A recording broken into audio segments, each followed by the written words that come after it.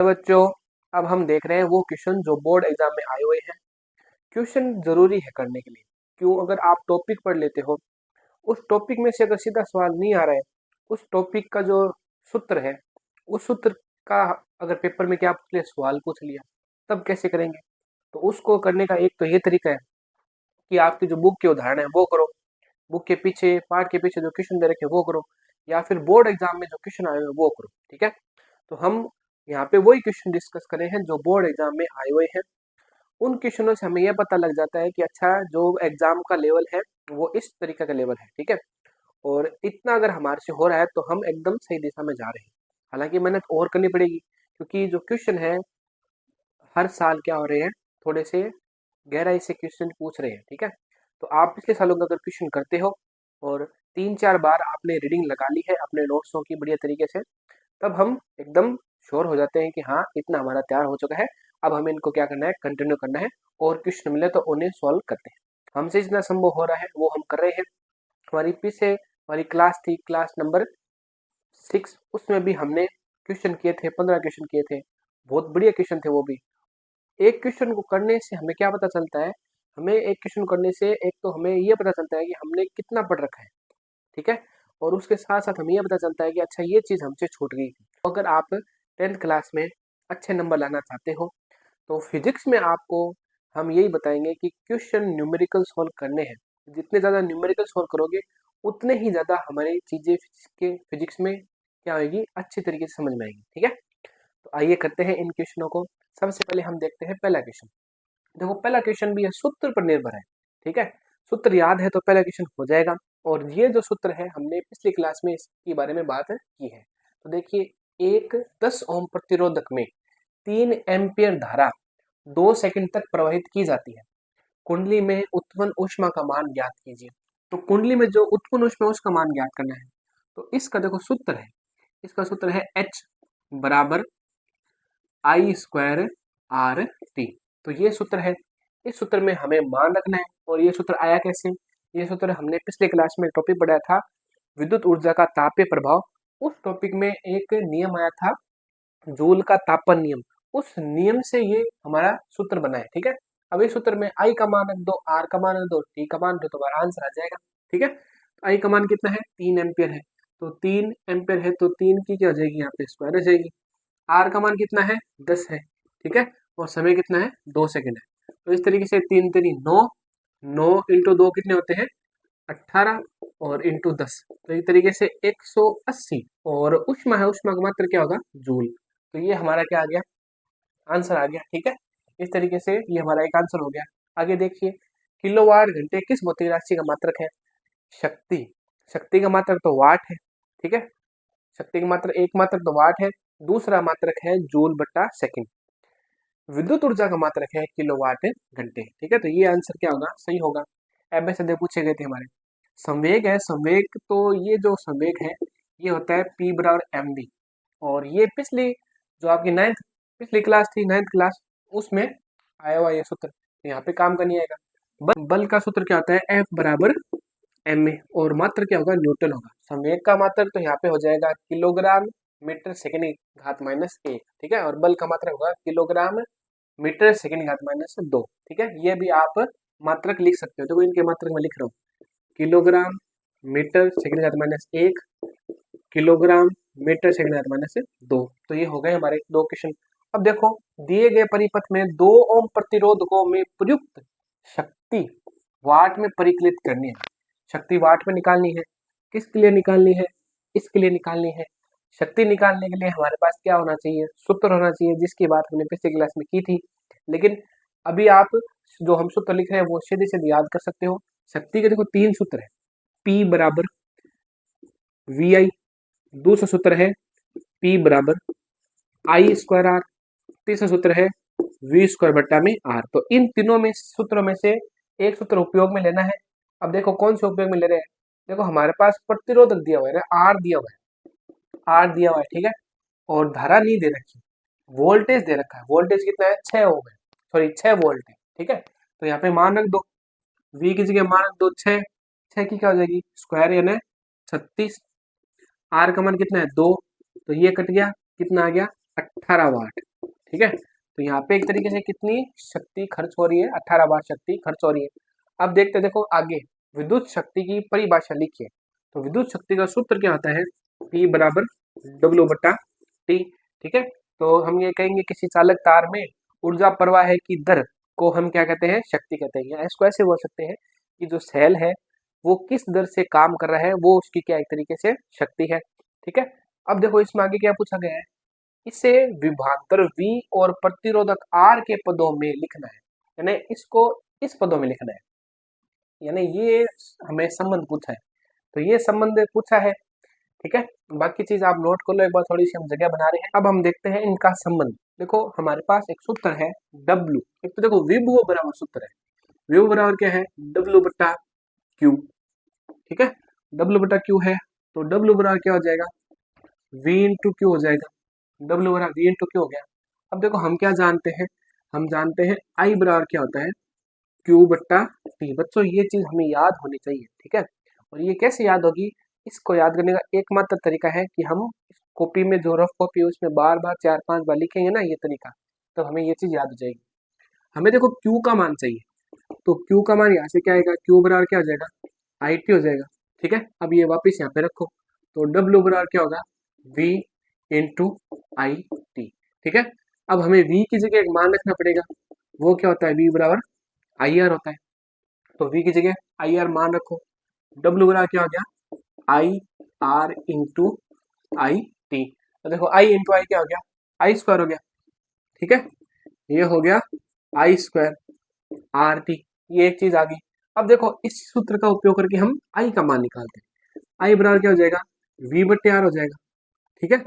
I बराबर V बट्टे R हो गया। अब ये मान रखो, तो देखते हैं क्या आता है, W बराबर I की स्क्वायर है तो V की स्क्वायर और R की भी स्क्वायर गुणा में R इंटू T, एक स्क्वायर से ये कट गया। ठीक है। अब देखो शक्ति होती है ना, शक्ति वो होती है W बट्टा T। ठीक है। W बट्टा T होती है, तो इसमें अगर T का भाग दे दो तो हमारी शक्ति आ जाएगी। देखो V स्क्वायर R गुणा में T है, और T का भाग दो तो बट्टा में T आ जाएगा, T से T कट गया। इस तरीके से P बराबर क्या आ गया, V स्क्वायर R। ये चीज आपको पूछी थी, तो इतनी प्रक्रिया करनी पड़ेगी तब हमारे ये आंसर आएगा। ठीक है। क्वेश्चन बहुत शानदार था। अब देखो और ही मजेदार क्वेश्चन है, ये तो बहुत शानदार क्वेश्चन। देखो कैसे है, यह दर्शाइए कि आप 3 प्रतिरोधकों को जिसमें प्रत्येक का प्रतिरोध 6 ओम है, हमें 3 प्रतिरोधक दे दिए और प्रत्येक का प्रतिरोध कितना है, 6 ओम है। ठीक है। किस प्रकार संयोजित करेंगे ताकि संयोजन का प्रतिरोध 9 ओम आ जाए, अपने उत्तर की पुष्टि कीजिए। तो देखो हमें 3 प्रतिरोध है, उन्हें संयोजित करना है। किस प्रकार से संयोजित करें कि उनका प्रतिरोध कितना आ जाए, 9 ओम आ जाए। ये क्वेश्चन बड़ा है, लेकिन देखो अगर हम इन्हें श्रेणी क्रम में संयोजित करें, तो छोटे अर्थ में समझते हैं। अगर हम श्रेणी क्रम में संयोजित करें, श्रेणी क्रम में संयोजित करें 6 ओम 6 ओम 6 ओम, ठीक है, तो कुल प्रतिरोध कितना हो जाता है, श्रेणी क्रम में जुड़ जाता है R1 plus R2 plus R3। या एक सूत्र था हमारा RN R वाला, यानी जितने प्रतिरोध आपने जोड़ रखे, तो 3 प्रतिरोध जोड़ रखे और प्रत्येक का प्रतिरोध 6 ओम है, तो श्रेणी क्रम में जब जोड़ोगे तो आपका मान कितना आ रहा है, 18 ओम आ रहा है। मतलब हमारा काम बना नहीं। अब इनको देखो, अब इनको समांतर क्रम में जोड़ो, समांतर क्रम में जोड़ रहे हैं इस तरीके से। ठीक है। भाई तरीका हम ढूंढ रहे हैं कि किस तरीके से हमें 9 लाना है आंसर। ठीक है। इन 6 को, इन तीनों को इस तरीके से जोड़े कि हमें आंसर क्या जाए, 9 ओम आ जाए। समांतर क्रम में देखो क्या आता है, समांतर क्रम में एस, यहाँ पे एस लिख रखा है, इसका मतलब है सीरीज यानी श्रेणी क्रम। पी का मतलब है पैरेलल यानी समांतर क्रम। समांतर क्रम का बच्चों सूत्र है, देखो हम यहाँ पे ना जो भी चीज बता रहे हैं वो सूत्र से बता रहे हैं, हम अलग कुछ नहीं कर रहे। और ये सभी सूत्र हमने पिछली क्लास में बताए गए हैं। तो आप पीछे के लेक्चर देखो, ईमानदारी से देखो। मैंने 2 चैप्टर डाले, खाली मैंने 10th क्लास के 2 चैप्टर डाल दिए। ठीक है। एक तो ये लास्ट क्लास हमारी, इससे एक चैप्टर छोड़ के एक चैप्टर पहले डाल दिया, यानी प्रकाश का परावर्तन और अपवर्तन, एक तो वो चैप्टर डाला है और ये विद्युत वाला चैप्टर डाला है। एक चैप्टर बीच में छूट गया, वो मैं डालूंगा वापिस। ठीक है। और एक लास्ट चैप्टर इसके बाद आएगा, तो 4 ही चैप्टर डालूंगा फिजिक्स में, और चैप्टर नहीं डालूंगा। और 4 के नंबर है 25, और 25 नंबर का जो क्वेश्चन आएगा, जो हम यहाँ पे बोर्ड पे बता रहे हैं, उससे बाहर नहीं जाएगा, उससे तरीका बाहर नहीं जाएगा। तरीका हमें पकड़ना है, सूत्र पकड़ने हैं, हमें परिभाषा देखनी है, और जो क्वेश्चन हम करा रहे हैं ना, ये लेवल के क्वेश्चन बोर्ड एग्जाम में आएंगे आपके। अब देखो आगे हम इस सूत्र की बात कर रहे थे। तो देखो ये सूत्र क्या है, अगर आप श्रेणी क्रम में समान प्रतिरोधों को जोड़ते हो, 6 6 6, तो जितनी बार जोड़ दिया उतना मान लिख दो और उस प्रतिरोध का मान लिख दो, ये सूत्र है। तीसरा समांतर क्रम का भी सूत्र है कि आप समांतर क्रम में समान प्रतिरोध जोड़ते हो तो उसका तुल्य प्रतिरोध सूत्र क्या होगा, R/N। ठीक है, R मतलब R का मान कितना है, 6 है, N का मान कितना है, N का मान है 3, तो यहाँ पे कितना आ गया, 2 ओम आ गया। यानी श्रेणी क्रम में प्रतिरोध बढ़ रहा है, समांतर क्रम में प्रतिरोध घट रहा है, ये भी सूत्र है, ये भी आपको ध्यान रखना है। तो इससे बात बनी नहीं। मतलब अब देखते हैं कि दो श्रेणी लेते हैं, एक समांतर लेते हैं, ठीक है, फिर दो समांतर ले लेंगे, एक श्रेणी लेंगे, इससे ज्यादा कुछ नहीं करना। तो देखो दो श्रेणी ले लिया हमने, ठीक है, तो दो श्रेणी हो जाएगा तो फिर समांतर बचा ही नहीं, दो श्रेणी हो गया तो समांतर बचा नहीं। ऐसे करते हैं, देखो पहले हम क्या करते हैं कि दो समांतर ले लेते हैं, ठीक है, दो प्रतिरोध समांतर ले लिया और फिर एक बच्चा प्रतिरोध हमने क्या ले लिया, श्रेणी क्रम में ले लिया। ये समांतर क्रम में, ये श्रेणी क्रम में, ये 6 ओम, ये 6 ओम, ये 6 ओम। देखो अब देखो आंसर क्या आएगा, इस सूत्र की सहायता से आर पी बराबर क्या आ जाएगा, आर, आर का मान कितना है, 6, दो बार जोड़ दिया तो कितना आ गया, 2 आ गया, तो कितना ओम हुआ, 3 ओम हो गया। ठीक है, तो देखो इसको हमने इस तरीके से बदल लिया, इस तरीके से, ठीक है, ये हमारा कितना आ गया, तुल्य प्रतिरोध समांतर क्रम का 3 ओम, और ये कितना आ गया, 6 ओम आ गया। तो इनको कुल को जोड़ो, 3 और 6 को जोड़ो, वापिस कितना आ गया, श्रेणी क्रम। देखो अब दोनों श्रेणी क्रम आ गए ना, तो दोनों श्रेणी क्रम आ गए तो 3 और 6 कितने हो जाएंगे, 9 ओम हो जाएंगे। तो ये तरीका था कि अगर हम 6 ओम के 3 प्रतिरोध है, दो को समांतर क्रम में जोड़ दें, ठीक है, और एक फिर उनके साथ एक श्रेणी क्रम में जोड़ दे, तब तुल्य प्रतिरोध 9 ओम आएगा। तो ये क्वेश्चन पूछा गया था, ये सबसे गहराई का क्वेश्चन है। अभी और क्वेश्चन आएंगे, ठीक है, जो आपने पढ़ रखा है ना वो सभी बाहर निकालिए, पता चल जाएगा कितना पढ़ रखा है गहराई से। तो एक एक क्वेश्चन करेंगे, अभी 4-5 क्वेश्चन और करने हैं, वो सभी एकदम जबरदस्त लेवल के हैं। ठीक है, तो एक बार हम आगे बढ़ते हैं। अब बच्चों और देखते हैं जो क्वेश्चन बोर्ड एग्जाम में आए हुए हैं। तो ये कुछ प्रकार के क्वेश्चन हैं, इनमें सभी में अलग अलग प्रकार के हमें कंसेप्ट लगाने पड़ेंगे। ठीक है, अलग अलग प्रकार के तरीके हैं, लेकिन जो हमने पढ़ रखा है उससे बाहर नहीं गए हैं। ठीक है, तो देखिए ये क्वेश्चन देखते हैं पहले। देखो ये क्वेश्चन आपको लग रहा है बड़ा है, लेकिन बहुत आसान क्वेश्चन है। देखो 10 वाट और 5 वाट के दो एलईडी बल्ब श्रेणी क्रम में संयोजित हैं। ठीक है, 10 वाट, वाट का मतलब शक्ति दे रखी है, 5 वाट यानी जो बल्ब है एलईडी बल्ब उनकी शक्ति दे रखी है, श्रेणी क्रम में जुड़े हुए हैं। यदि 5 वाट के बल्ब से इतनी धारा एम्पियर धारा प्रवाहित हो रही है तो 10 वाट के बल्ब से प्रवाहित धारा बतानी है। तो देखो जब बल्ब श्रेणी क्रम में जुड़े हुए हैं तो जितनी धारा एक बल्ब से प्रवाहित होगी उतनी ही धारा दूसरे बल्ब से प्रवाहित होगी। श्रेणी क्रम में धारा का मान एक समान रहता है, विभवांतर अलग अलग रहता है। तो इसमें क्या होगा, इसमें जितनी धारा 5 वाट के बल्ब से प्रवाहित हो रही है उतनी ही धारा 10 वाट के बल्ब से प्रवाहित होगी। तो ये हो गया आपका आंसर नंबर सी, सही है। ठीक है, और समांतर क्रम में धारा का मान अलग अलग होता है और विभवांतर क्या होता है, एक समान होता है। ये चीज बहुत इंपॉर्टेंट है। ठीक है, तो जिस प्रकार से हमने देखा था श्रेणी क्रम का हो गया। अब देखो अब देखते हैं क्वेश्चन नंबर ऊपर वाला। ठीक है, ऊपर वाला क्वेश्चन देखते हैं। तो देखिए यदि किसी प्रतिरोधी परिपथ में, ठीक है, प्रवाहित धारा को दुगना कर दिया जाए तो परिपथ में होने वाली ऊष्मा 6 की मात्रा में कितना प्रतिशत परिवर्तन होगा। तो देखो हमें कोई प्रतिरोधी परिपथ है, यानी मतलब ऐसा परिपथ है जिसमें प्रतिरोध जोड़ रखा है, आपने धारा प्रवाहित की शुरुआत में, ठीक है, तो शुरुआत में धारा प्रवाहित की तो उसका सूत्र क्या है, सूत्र अभी हमने देखा था, H बराबर I²RT। ये सूत्र हमें याद रखना है, क्वेश्चन यहाँ से बन रहे हैं। ठीक है, अब देखो अब आपने धारा क्या कर दी, धारा दुगनी कर दी, तो एक तरीके से ऊष्मा जो 6 है, 6 की मात्रा वो भी क्या हो जाएगी, बदल जाएगी। तो I की जगह हम क्या लिख सकते हैं, I डैश का मान क्या होगा, एक तरीके से 2I होगा। ठीक है, एक बार यहाँ पे हम जगह करते हैं तो फिर इसको क्वेश्चन को अच्छी तरीके से समझेंगे। शुरुआत में धारा I है, फिर धारा परिवर्तित हो गई तो H डैश का मान भी क्या हो गया, परिवर्तित हो गया। अब देखो इसको करते हैं क्वेश्चन को। मान लीजिए कि शुरुआत में ऊष्मा 6 की दर थी H, बराबर आई स्क्वायर आर टी, इस सूत्र से हमें निकालना है और ये सूत्र हमें याद होना चाहिए। ठीक है, फिर आपने क्या किया, धारा का मान परिवर्तित कर दिया, यानी आई डैश धारा हो गई, दूसरी धारा हो गई, धारा आपने दुगनी कर दी, यानी शुरुआत की धारा थी आई, उससे दुगनी कर दी, तो एच डैश यानी जो ऊष्माक्षय की दर भी परिवर्तित हो जाएगी, तो उसका मान क्या होगा, 2 आई की स्क्वायर, ठीक है, आर इंटू टी, तो यहाँ पे 2 की स्क्वायर कितनी होगी, 4 आई स्क्वायर आर टी। तो देखो आई स्क्वायर आर टी, आई स्क्वायर आर टी किसके बराबर है, एच के बराबर है, तो हम यहाँ पे क्या लिखेंगे, एच डैश बराबर 4 एच। ये संबंध आया समझ में बच्चों। आई तो प्रवाहित धारा है शुरुआत की, प्रतिरोध आर है, और जो धारा टी समय के लिए प्रवाहित हो रही है, ठीक है। फिर आपने धारा परिवर्तित कर दी, तो एच डैश का मान ये परिवर्तित हो जाएगा, ऊष्मा क्षय का मान भी क्या हो जाएगा, परिवर्तित हो जाएगा। तो परिवर्तन मान हमने यहाँ पे सूत्र में रख दिया, आई की जगह आई डैश आएगा, यहाँ पे आई डैश आएगा, आई डैश का मान कितना होगा, 2 आई होगा, ठीक है। यहाँ पे देखिए जो आई एच डैश है, एच डैश का सूत्र क्या होगा, I dash square R T, यानी आपने केवल धारा परिवर्तित की है, प्रतिरोध परिवर्तित नहीं किया, समय परिवर्तित नहीं किया, तो आई डैश का मान कितना हो जाएगा, 2 आई हो जाएगा, यहाँ पे आपने रख दिया।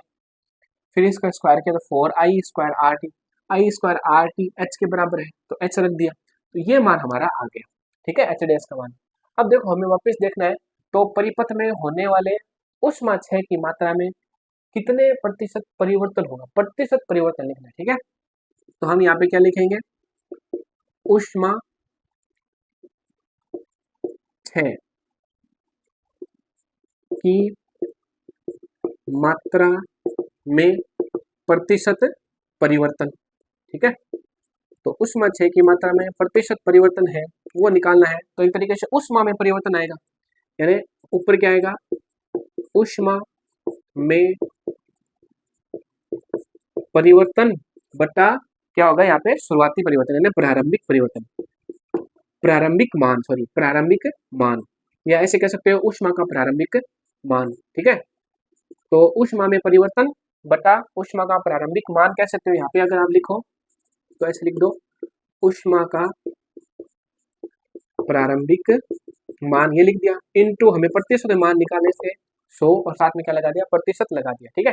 अब देखो यहाँ पे हम जगह करते हैं इस जगह, अब इस सूत्र का उपयोग करेंगे, फिर देखते हैं। देखो अब देखो ऊष्मा में परिवर्तन निकालना है, ठीक है, तो शुरुआत बाद में ऊष्मा कितनी हो गई, बाद में ऊष्मा हो गई 4 एच, यानी एच डैश, शुरुआती ऊष्मा कितनी थी, शुरुआती ऊष्मा थी एच, ठीक है। अब शुरुआत की ऊष्मा कितनी आएगी, शुरुआत की ऊष्मा आएगी एच इंटू 100%, ऊपर कितना आया 3 एच आ गया, नीचे कितना आया एच आ गया, इधर कितना आया 100%, एच से एच कट गया, तो ये कितना मान आ रहा है, 300% आ रहा है, ठीक है। इसको आप ऐसे भी समझ सकते हो, पहले कुछ ना कुछ ऊष्मा तो थी, फिर ऊष्मा उसकी कितनी होगी, 4 गुना हो गई, तो एक तरीके से ऊष्मा परिवर्तन कितना है, 3 गुना परिवर्तन आया, ठीक है, यानी 4 एच माइनस एच यानी 3 एच आ गया, और प्रतिशत निकालना है, तो हमें 100 से गुणा कर देंगे, तो 300% परिवर्तन आ चुका। ये आया समझ में आपके, ऊष्मा क्षय की मात्रा में प्रतिशत परिवर्तन, ऊष्मा में परिवर्तन, बाद की ऊष्मा कितनी थी 4 एच, शुरुआत की ऊष्मा कितनी एच, तो 3 एच आ गया। ऊष्मा का प्रारंभिक मान, ये सूत्र ध्यान में आना चाहिए, ठीक है, ये सूत्र याद होना चाहिए हमें, तभी हम कर पाएंगे, यानी ऊष्मा परिवर्तन बटा प्रारंभिक ऊष्मा गुणा 100%, तो ये हमारा मान आ चुका।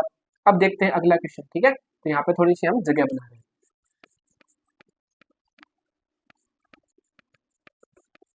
अगला क्वेश्चन बहुत 5 नंबर क्वेश्चन है, ठीक है, 5 नंबर क्वेश्चन है और बढ़िया क्वेश्चन है, इसमें भी हमें बहुत सारी चीजें, अलग अलग चीजें देखने को मिलेगी, ठीक है। तो देखो, किसी विद्युत स्त्री, स्त्री वो नहीं, ठीक है, स्त्री वो नहीं, ये स्त्री प्रेस की बात कर रहे हैं, ठीक है, मैं अधिकतम तापन दर के लिए 880 वाट की दर से ऊर्जा उपयुक्त होती है, तो एक तरीके से वाट आ गया ना, वाट, वाट आ गया, तो मतलब सीधा आप लिखो पी, पी का मान कितना आ गया हमारे, कितना दे रखा है 880 वाट, और कब, अधिकतम तापन पर, यहाँ पे हम लिखना है अधिकतम तापन। देखो सीधी सी बात है, हम रोजाना घर पे क्या करते हैं, प्रेस करते हैं प्रेस, तो प्रेस में जो रेगुलेटर होता है वो घुमाने वाला, तो उसको फुल कर दो, फुल कर दो, तो उस प्रेस की शक्ति कितनी होगी, 880 वाट, ठीक है। और एकदम कम कर दो तो उसकी शक्ति कितनी होगी, 330 वाट। ये आया समझ में, ठीक है। अधिकतम तापमान पर वो कितनी शक्ति से काम करेगा, 880 वाट शक्ति से काम करेगा। और जब तापमान होगा न्यूनतम, ये मान लो P1 है, ये है P2, जब तापमान होगा न्यूनतम, ठीक है, तो उस स्थिति में कितनी क्या शक्ति से काम करेगा, फिर शक्ति से काम करेगा 330 वाट, ठीक है, निम्नतम तापमान पर। वैसे क्वेश्चन पढ़ा हुआ था इसलिए पहले मैंने बता दिया, वापिस से आपको पढ़ाएंगे, साथ मिलके काम करेंगे। इसी विद्युत स्त्री में अधिकतम तापमान दर के लिए, यानी जो प्रेस है उसको पूरा काम में लेने के लिए उसका रेगुलेटर पूरा घुमा दो, 880 वाट की दर से ऊर्जा उपयुक्त होती है तथा 330 वाट की दर से उस समय उपयुक्त होती है ऊर्जा जब तापमान की दर क्या हो, निम्नतम हो, ठीक है।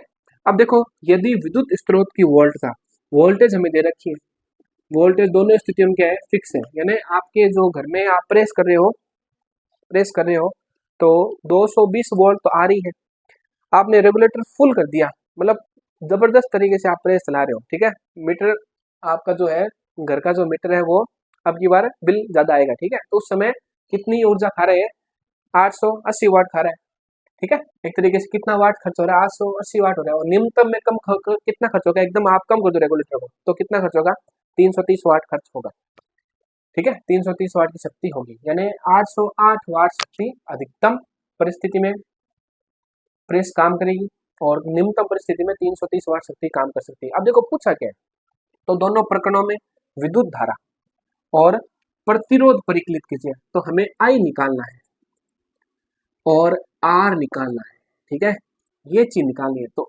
अभी हमने देखा था, हमने कहा था केवल आप सूत्र याद कर लो, थोड़ा सूत्र को समझ लो, आपके क्वेश्चन एक भी गलत नहीं होगा। देखो आपको दे क्या रखा है, P दे रखा है, V दे रखा है, I पूछा है, R पूछा है, तो इसका मतलब हमारा शक्ति वाला सूत्र काम आएगा, ठीक है। तो देखो शक्ति वाला सूत्र क्या था, तीन सूत्र थे, P बराबर V इंटू आई बराबर आई स्क्वायर आर बराबर V स्क्वायर बटा R।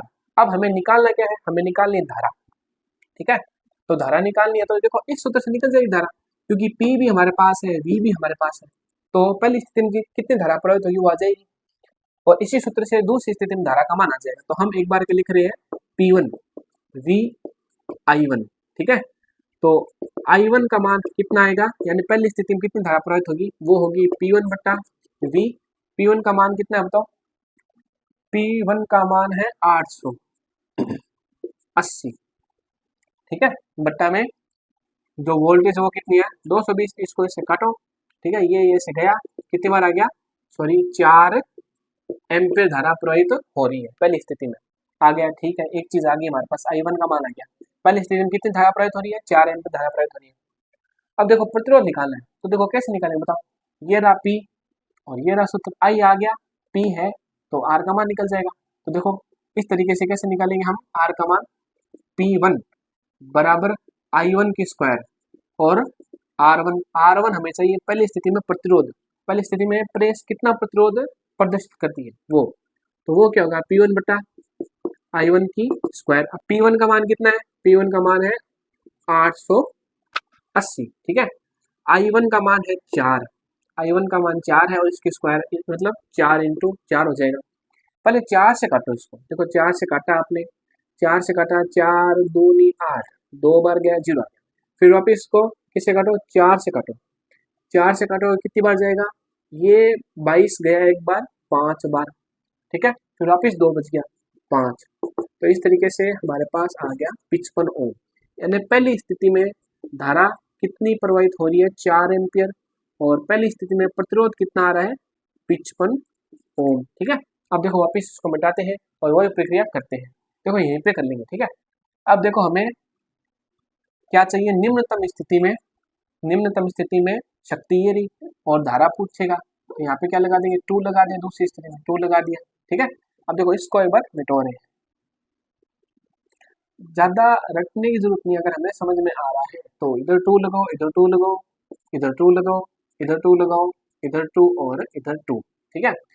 अब देखो वापिस क्या पूछा है कि दोनों प्रकरणों में विद्युत धारा पूछी है, तथा प्रतिरोध पूछा तो विद्युत धारा पूछे तो ये सूत्र हमने काम में ले लिया, प्रतिरोध पूछेगा तो ये सूत्र काम में ले लेंगे।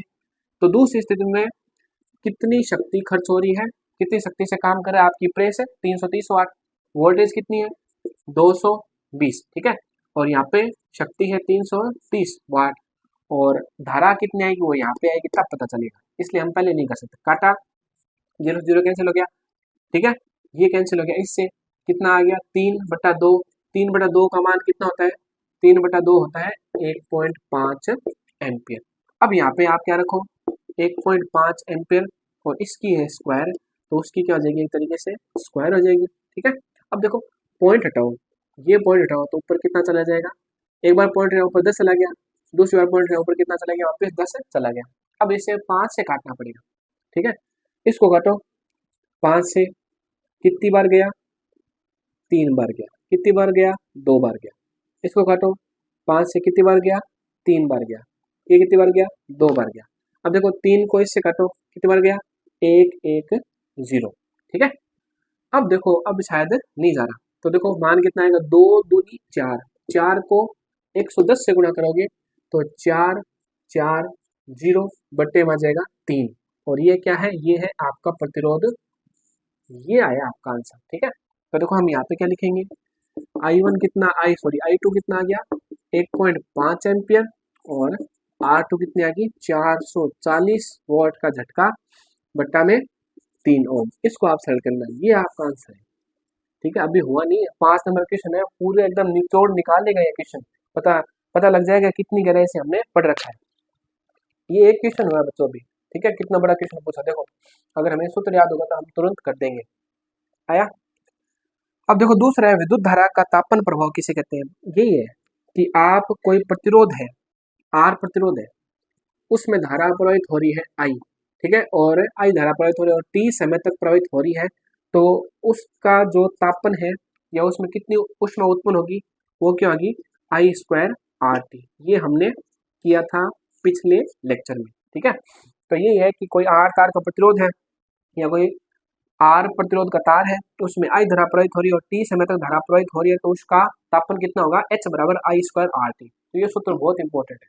अब देखो जब किसी प्रतिरोधक से कोई धारा कुछ समय के लिए प्रवाहित होती है तो उत्पन्न ऊष्मा के लिए व्यंजक ज्ञात करो, तो हमें ये सूत्र निकालना है, इसमें ये सूत्र निकालना ऊष्मा के लिए व्यंजक, क्यों, क्योंकि प्रतिरोध आर है, धारा आई प्रवाहित हो रही है, कुछ समय के लिए प्रवाहित हो रही है, तो ये हमें व्यंजक निकालना है।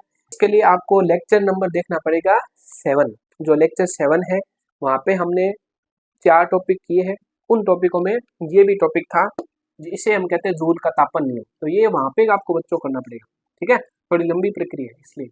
तो उम्मीद करते हैं आपको ये क्वेश्चन मजेदार लग रहे हैं, थोड़ा ऐसा भी लग रहा है कि यार कैसे क्वेश्चन पूछ रहा है। एक क्वेश्चन लास्ट बचा है, वो भी अपना क्या तरीका है, वो भी कमाल कर जाएगा क्वेश्चन। आइए देखते हैं अंतिम क्वेश्चन। ये क्वेश्चन है CBSE 2024 का, ठीक है, और देखते हैं क्वेश्चन क्या है। देखो किसी विद्युत भट्टी का क्या मतलब है, यहाँ पे विद्युत भट्टी का मतलब है ओवन, जहाँ पे हम वो एक होता है ना ऐसा डब्बा सा ओवन, जहाँ पे पिज्जा बर्गर वगैरह कुछ गर्म करते हैं ना, वैसे चीजों को गर्म रखने के लिए जो, तो वो ओवन की बात करें, ठीक है, उसे हिंदी में क्या बोलते हैं विद्युत भट्टी, ठीक है, की अभिकल्पना उसे, यानी हम विद्युत भट्टी को इस प्रकार से बनाते हैं कि उसे 220 वोल्ट के मेंस पर कार्य करने के लिए की गई है, मतलब एक तरीके से विद्युत भट्टी बनाई गई है, यानी एक ओवन बनाया गया है, वो ओवन कितने वोल्ट पर काम करेगा 220 वोल्ट पर काम करेगा, ठीक है, ये बात है। यह भट्टी 5 घंटे में 11 यूनिट विद्युत ऊर्जा का उपभुक्त करती है। तो ये जो भट्टी है 5 घंटे में 11 यूनिट ऊर्जा क्या करती है, खपत करती है, और हमने देखा था एक यूनिट बराबर क्या होता है 1 किलो वाट घंटे होता है, ठीक है। तो ये चीज का भी हमें उपयोग करना है। अब देखो क्या निकालना है, भट्टी की शक्ति निकालनी है, अनुमेतांक, ये कुछ अलग ही नाम दे रखा है।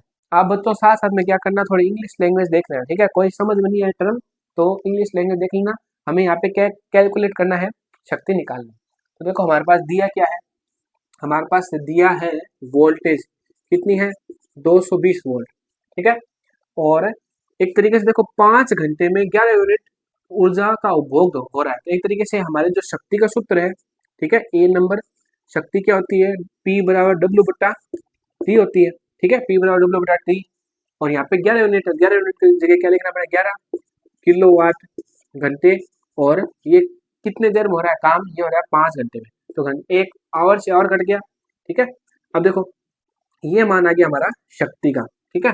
अगर इसको और सरल करें तो देखो कैसे निकालेंगे, ये आपका हो गया 11 किलो का मतलब होता है 1000, और ये हो गया वाट, बट्टे में क्या है 5 है, ठीक है। तो देखो अब इसको काटते हैं, यहाँ पे दिख रहा है, ठीक है, इसको काटते हैं, देखो इससे काटेंगे तो 2, ये आ गया 200।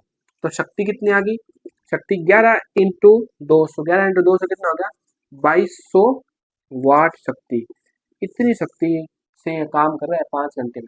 कहने का मतलब ये है कि अगर आप ओवन है जो 220 वोल्ट पर काम करेगा, आप उसको 5 घंटे काम में लोगे तो वो 11 यूनिट आपकी खा जाएगा, ठीक है। 11 यूनिट अगर जोड़े 10 के हिसाब से तो 110 रुपये 5 घंटे में आ गए इस ओवन की वजह से, ठीक है।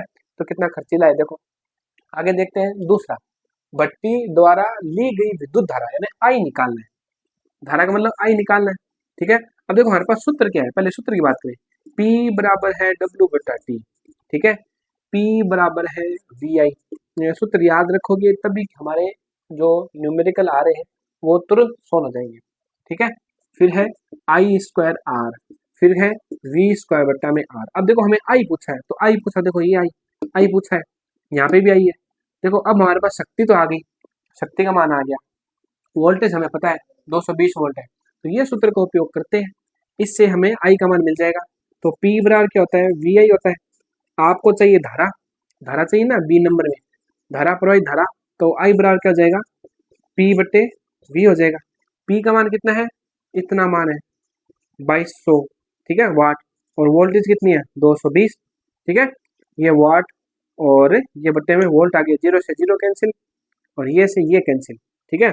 कितने बार गया, 10 बार गया, तो 10 एम्पीयर धारा प्रवाहित हो रही है, ठीक है, 10 एम्पीयर धारा प्रवाहित हो रही है। इस तरीके से देखो ये क्वेश्चन आ गया, दूसरा मान निकल गया। अब देखो भट्टी का प्रतिरोध जब वह लाल तप्त होती है, लाल तप्त भट्टी कब होगी, जब पूरी वोल्टेज खाएगी, यानी 220 वोल्ट उसे पूरी मिलेगी। 220 से कम पर तो काम करती है, लेकिन 220 वोल्ट पूरी मिलेगी तब एकदम ओवन क्या हो जाएगा, अंदर से लाल दिखेगा, ठीक है। तो ये लाल दिखेगा तो इसका प्रतिरोध निकालना है, आर का मान निकालना है। अब देखो यहाँ से भी इस सूत्र से भी हम आर का मान निकाल सकते हैं, क्योंकि आई हमारे पास आ गया, पी आ गया, आर का मान निकल जाएगा। इस सूत्र से भी आर का मान निकाल सकते हैं क्योंकि हमारे पास पी आ गया और वी आ गया। तो आप बोलो जिस सूत्र से निकाले, ठीक है, चलो इससे निकालते हैं, ठीक है। तो हमारे पास देखो आई का मान निकालना, तो यहाँ पे निकाल रहा हूँ मैं सी में, सॉरी आर का मान निकालना है, तो वो पी बराबर क्या है, वी स्क्वायर बट्टा में आर है, ठीक है। तो हमें आर का मान चाहिए, आर बराबर क्या हो जाएगा, वी स्क्वायर बट्टा पी हो जाएगा, ये हो गया। अब देखो वी स्क्वायर का मतलब वी का मान रखना पे, तो वी का स्क्वायर मतलब 220 इंटू 220, शक्ति कितनी है 2200, 0 से 0, 0 से 0, ये से ये गया, तो कितना प्रतिरोध आ रहा है 22 ओम प्रतिरोध आ रहा है। तो ये आंसर मिला, एक तो 22 ओम प्रतिरोध, ठीक है, शक्ति कितनी 2200 वाट, धारा कितनी 10 एम्पियर।